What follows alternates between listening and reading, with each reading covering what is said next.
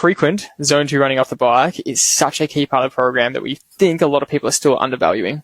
Yeah, we've got to be careful, George, because if your work situation means that you start at 7 a.m., that is pretty tough to do, run off the bike before work. So we understand that. And so we're all the time trying to give the perfect program here on the podcast, but we do understand that to get up at 5 a.m. to do an hour 20 ride and then run for 20 or 30 minutes could cause a lot more problems than value, because the fatigue you get from getting up at 4:30, unless you're really strict and go to bed at 9 o'clock, you're going to be struggling with fatigue from lack of sleep and recovery. So ideally we want to have 2 runs off the bike where we're actually getting, remember our goal, replicate the requirements of the race. And it doesn't say in a race that you can have 6 hours off in between the ride in the morning and the run in the afternoon. But if that's the only options you have, we're all for that. That's what you should be doing. You should be splitting your day up. And we know Ingebrigtsen has double threshold days in the morning and in the afternoon.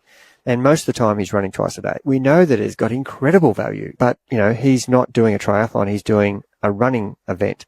And in the triathlon, part of it is to run off the bike. And we've got examples of runners who are 34, 35-minute 10K runners who can't run faster than 39 in a triathlon, principally because they haven't actually done any training off the bike. They've just done all their training fresh. And so the difference you'll experience, if you just keep tapping away at these zone 2 runs off the bike, whether it's 15 or 20 or 30 minutes, after doing that for a few months, you will just find it so much easier to do that type of running come race day. And even in training, it'll feel like your heart rate will drop because your body's so used to it, and it'll feel like a normal experience, like a fresh run, because you've been doing it so often. Imagine doing that for 2 or 3 years in a row where you're just so used to getting off the bike and running. And if you can only do it once a week on the weekends, because that's the only time you've got to do it, then that's what you should be doing. You should be making sure that you do 1 session each week as a minimum. And if you can do more than that, it's an absolute bonus, and that would be going a long way to making you the runner you want to be off the bike, because that's the goal, isn't it? Getting as close to your fresh running pace in a triathlon as possible.